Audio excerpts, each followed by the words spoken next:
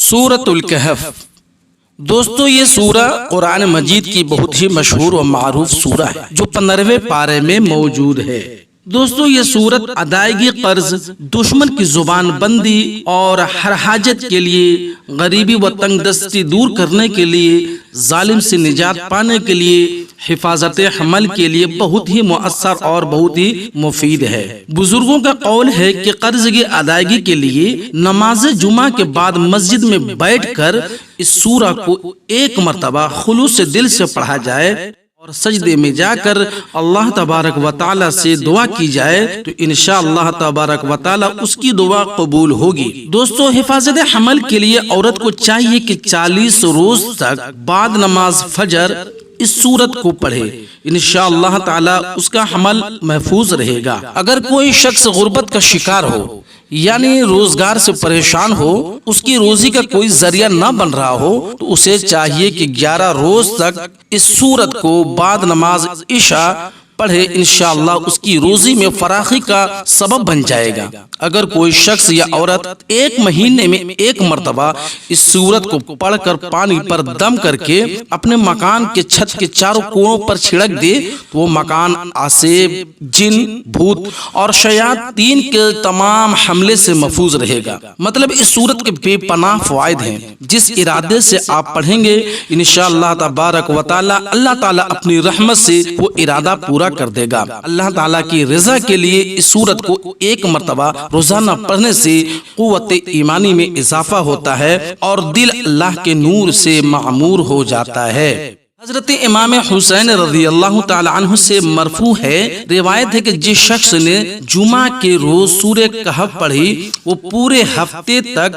ہر فتنے سے محفوظ رہے گا اور دجال بھی نکلے تو اس کا کچھ بگاڑ نہ پائے گا۔ حضرت ابو سعید خدری رضی اللہ تعالی عنہ سے روایت ہے کہ جو شخص جمعہ کے دن سورہ کہف کی تلاوت کرے گا اس کے لیے بیت اللہ یعنی کعبہ شریف تک نور ہی نور ہوگا۔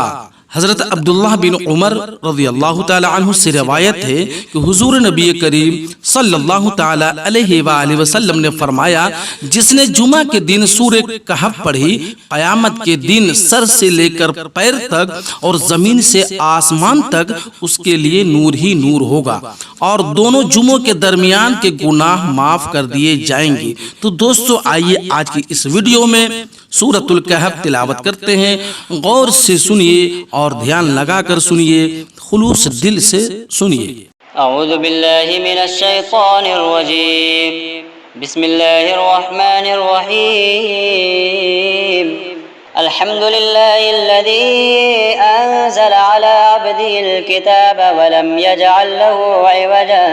قیما لینذر بأسا شدیدا من لدنه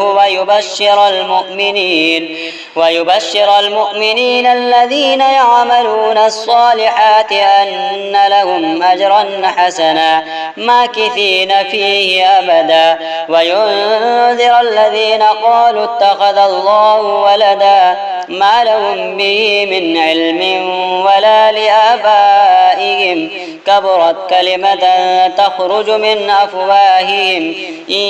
يقولون إلا كذبا فلعلك باخع نفسك على آثارهم إن لم يؤمنوا بهذا الحديث أسفا إنا جعلنا ما على الأرض زينة لها لنبلوهم أيهم أحسن عملا وإنا لجاعلون ما عليها صعيدا جرزا أم حسبت أن أصحاب الكهف والرقيم كانوا من آياتنا عجبا إذ أوى الفتية إلى الكهف فقالوا ربنا آتنا من لدنك رحمة وهيئ لنا من أمرنا رشدا فضربنا على آذانهم في الكهف سنين عددا ثم بعثناهم لنعلم أي الحزبين أحصى لما لبثوا أمدا نحن نقص عليك نبأهم بالحق إنهم فتية آمنوا بربهم وزدناهم هدى وربطنا على قلوبهم إذ قاموا فقالوا ربنا رب السماوات والأرض لن ندعو من دونه إلها لقد قلنا إذا شططا هؤلاء قوم اتخذوا من دونه آلهة لولا يأتون عليهم بسلطان بين فمن أظلم ممن افترى على الله كذبا وإذ اعتزلتموهم وما يعبدون إلا الله فأبوا إلى الكهف ينشر لكم ربكم من رحمته ويهيئ لكم من أمركم مرفقا وترى الشمس إذا طلعت تزاور عن كهفهم ذات اليمين وإذا غربت تقرضهم ذات الشمال وهم في فجوة منه ذلك من آيات الله من يهد الله فهو المهتد ومن يضلل فلن تجد له وليا مرشدا وتحسبهم أيقاظا وهم رقود ونقلبهم ذات اليمين وذات الشمال وكلبهم باسط ذراعيه بالوصيد لو اطلعت عليهم لوليت منهم فرارا ولملئت منهم رعبا وكذلك بعثناهم ليتساءلوا بينهم قال قائل منهم كم لبثتم قالوا لبثنا يوما أو بعض يوم قالوا ربكم أعلم بما لبثتم فبعثوا أحدكم بورقكم هذه إلى المدينة فلينظر أيها أزكى طعاما فليأتكم برزق منه وليتلطف ولا يشعرن بكم أحدا إنهم إن يظهروا عليكم يرجموكم أو يعيدوكم في ملتهم ولن تفلحوا إذا أبدا وكذلك أعثرنا عليهم ليعلموا أن بعد الله حق وأن الساعة لا ريب فيها إذ يتنازعون بينهم أمرهم فقالوا ابنوا عليهم بنيانا ربهم أعلم بهم قال الذين غلبوا على أمرهم لنتخذن عليهم مسجدا سيقولون ثلاثة رابعهم كلبهم ويقولون خمسة سادسهم كلبهم رجما بالغيب ويقولون سبعة وثامنهم كلبهم قل ربي أعلم بعدتهم ما يعلمهم إلا قليل فلا تمار فيهم إلا مراء ظاهرا ولا تستفت فيهم منهم أحدا ولا تقولن لشيء إني فاعل ذلك غدا إلا أن يشاء الله واذكر ربك إذا نسيت وقل عسى أن يهديني ربي لأقرب من هذا رشدا ولبثوا في كهفهم 300 سنين وازدادوا 9 قل الله أعلم بما لبثوا له غيب السماوات والأرض أبصر به وأسمع ما لهم من دونه من ولي ولا يشرك في حكمه أحدا واتل ما أوحي إليك من كتاب ربك لا مبدل لكلماته ولن تجد من دونه ملتحدا واصبر نفسك مع الذين يدعون ربهم بالغداة بالغداة والعشي يريدون وجهه ولا تعد عيناك عنهم تريد زينة الحياة الدنيا ولا تطع من أغفلنا قلبه عن ذكرنا واتبع هواه وكان أمره فرطا وقل الحق من ربكم فمن شاء فليؤمن ومن شاء فليكفر إنا أعتدنا للظالمين نارا أحاط بهم سرادقها وإن يستغيثوا يغاثوا بماء كالمهل يشوي الوجوه بئس الشراب وساءت مرتفقا إن الذين آمنوا وعملوا الصالحات إنا لا نضيع أجر من أحسن عملا أولئك لهم جنات عدن تجري من تحتهم الأنهار يحلون فيها من أساور من ذهب ويلبسون ثيابا خضرا من سندس واستبرق متكين فيها على الأرائك نعم الثواب وحسنت مرتفقا واضرب لهم مثل الرجلين جعلنا لأحدهما جنتين من أعناب وحففناهما بنخل وجعلنا بينهما زرعا كلتا الجنتين آتت أكلها ولم تظلم منه شيئا وفجرنا خلالهما نهرا وكان له ثمر فقال لصاحبه وهو يحاوره أنا أكثر منك مالا وأعز نفرا ودخل جنته وهو ظالم لنفسه قال ما أظن أن تبيد هذه أبدا وما أظن الساعة قائمة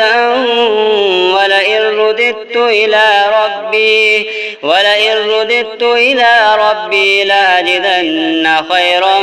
منها منقلبا قال له صاحبه وهو يحاوره أكفرت بالذي خلقك من تراب ثم من نطفة ثم سواك رجلا لكن هو الله ربي ولا أشرك بربي أحدا ولولا إذ دخلت جنتك قلت ما شاء الله لا قوة إلا بالله إن ترني أنا أقل منك مالا وولدا فعسى ربي أن يؤتيني خيرا من جنتك ويرسل عليها حسبانا من السماء فتصبح صعيدا زلقا أو يصبح ماؤها غورا فلن تستطيع له طلبا وأحيط بثمره فأصبح يقلب كفيه على ما أنفق فيها وهي خاوية على عروشها ويقول يا ليتني لم أشرك بربي أحدا ولم تكن له فئة ينصرونه من دون الله وما كان منتصرا هنالك الولاية لله الحق هو خير ثوابا وخير عقبا واضرب لهم مثل الحياة الدنيا كماء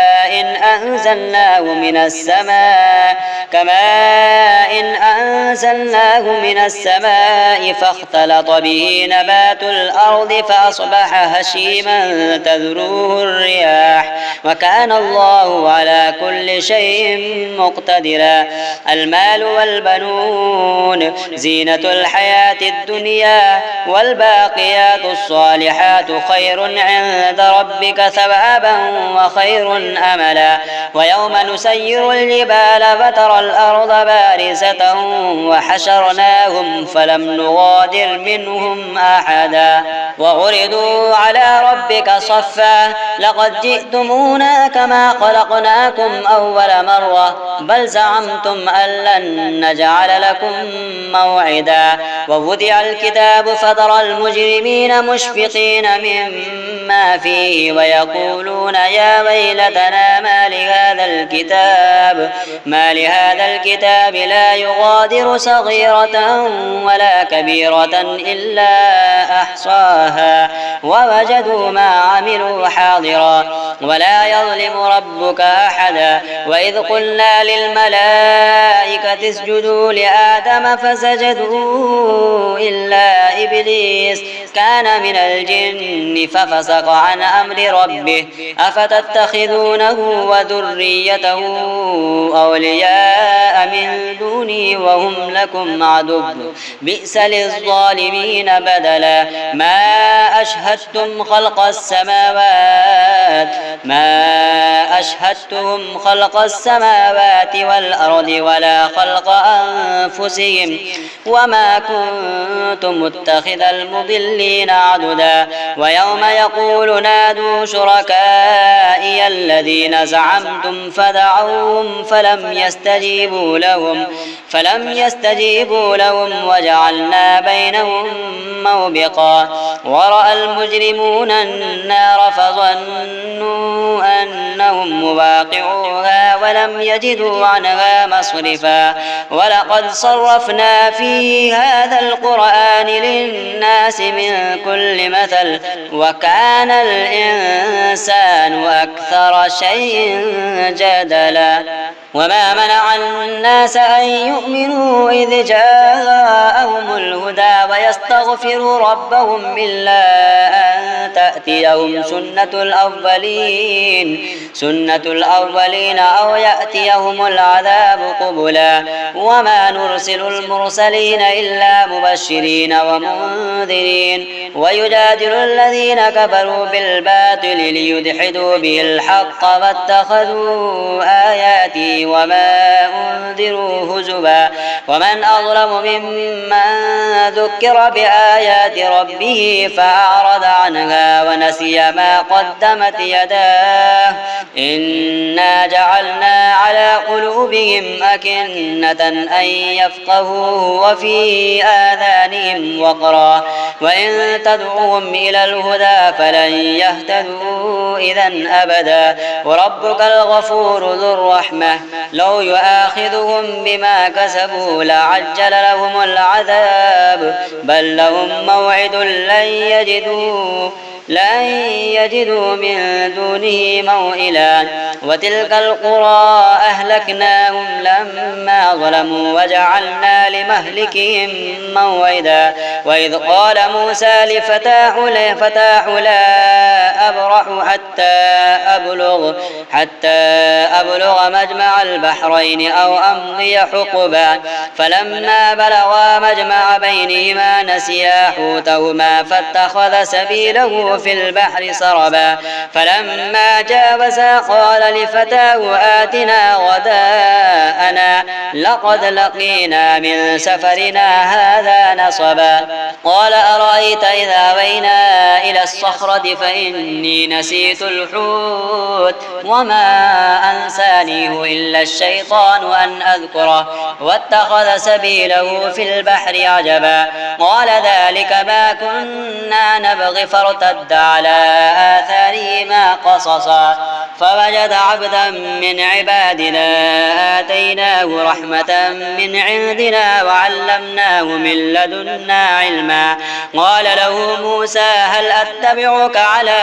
أن تعلمني مما علمت رشدا قال إنك لن تستطيع معي صبرا وكيف تصبر على ما لم تحط به خبرا قال ستجدني إن شاء الله صابرا ولا أعصي لك أمرا قال فإن اتبعتني فلا تسألني عن شيء حتى أحدث لك منه ذكرا فانطلقا حتى إذا ركبا في السفينة خرقها قال خرقتها لتغرق أهلها لقد جئت شيئا إمرا قال ألم أقل إنك لن تستطيع معي صبرا قال لا تؤاخذني بما نسيت ولا ترهقني من أمري عسرا فانطلقا حتى إذا لقيا غلاما فقتله قال أقتلت نفسا زكية بغير نفس لقد جئت شيئا نكرا قال ألم أقل لك إنك لن تستطيع معي صبرا قال إن سألتك عن شيء بعدها فلا تصاحبني قد بلغت من لدني عذرا فانطلقا حتى إذا أتيا أهل قرية استطعما أهلها فأبوا أن يضيفوهما فوجد فيها جدارا يريد أن ينقض فأقامه قال لو شئت لاتخذت عليه أجرا قال هذا فراق بيني وبينك سأنبئك بتأويل ما لم تستطع عليه صبرا أما السفينة فكانت لمساكين يعملون في البحر فأردت أن أعيبها وكان وراءهم ملك يأخذ كل سفينة غصبا وأما الغلام فكان أبواه مؤمنين فخشينا أن يرهقهما طغيانا وكفرا فأردنا أن يبدلهما ربهما خيرا منه زكاة وأقرب رحما وأما الجدار فكان لغلامين يتيمين في المدينة وكان تحته كنز لهما وكان أبوهما صالحا فأراد ربك أن يبلغا أشدهما ويستخرجا كنزهما رحمة من ربك وما فعلته عن أمري ذلك تأويل ما لم تسطع عليه صبرا ويسألونك عن ذي القرنين قل سأتلو عليكم منه ذكرا إنا مكنا له في الأرض وآتيناه من كل شيء سببا فأتبع سببا حتى إذا بلغ مغرب الشمس وجدها تغرب في عين حمية ووجد عندها قوما قلنا يا ذا القرنين إما أن تعذب وإما أن تتخذ فيهم حسنا قال أما من ظلم فسوف نعذبه ثم يرد إلى ربه فيعذبه عذابا نكرا وأما من آمن وعمل صالحا فله جزاء الحسنى وسنقول له من أمرنا يسرا ثم أتبع سببا حتى إذا بلغ مطلع الشمس وجدها تطلع على قوم لم نجعل لهم من دونها سترا كذلك وقد أحطنا بما لديه خبرا ثم أتبع سببا حتى إذا بلغ بين السدين وجد من دونهما قوما لا يكادون يفقهون قولا قالوا يا ذا القرنين إن يأجوج ومأجوج مفسدون في الأرض فهل نجعل لك خرجا على أن تجعل بيننا وبينهم سدا قال ما مكني فيه ربي خير فأعينوني بقوة أجعل بينكم وبينهم ردما آتوني زبر الحديد حتى إذا ساوى بين الصدفين قال انفخوا حتى إذا جعله نارا قال آتوني أفرغ عليه قطرا فما استطاعوا أن يظهروه فاتبعوه ما استطاعوا له نقبا قال هذا رحمة من ربي فإذا جاء وعد ربي جعله دكا وكان وعد ربي حقا وتركنا بعضهم يومئذ يموج في بعض ونفخ في الصور فجمعناهم جمعا وعرضنا جهنم يومئذ للكافرين عرضا الذين كانت أعينهم في غطاء عن ذكري وكانوا لا يستطيعون سمعا أفحسب الذين كفروا أن يتخذوا عبادي من دوني أولياء إنا أعتدنا جهنم للكافرين نزلا قل هل ننبئكم بالأخسرين أعمالا الذين ضل سعيهم في الحياة الدنيا وهم يحسبون أنهم يحسنون صنعا أولئك الذين كفروا بآيات ربهم ولقائه فحبطت أعمالهم فلا نقيم لهم يوم القيامة وزنا ذلك جزاؤهم جهنم بما كفروا واتخذوا آياتي ورسلي هزوا إن الذين آمنوا وعملوا الصالحات كانت لهم جنات الفردوس نزلا خالدين فيها لا يبغون عنها حولا قل لو كان البحر مدادا لكلمات ربي لنفد البحر قبل أن تنفد كلمات ربي ولو جئنا بمثله مددا قل إنما أنا بشر مثلكم يوحى إلي أنما إلهكم إله واحد فمن كان يرجو لقاء ربه فليعمل عملا صالحا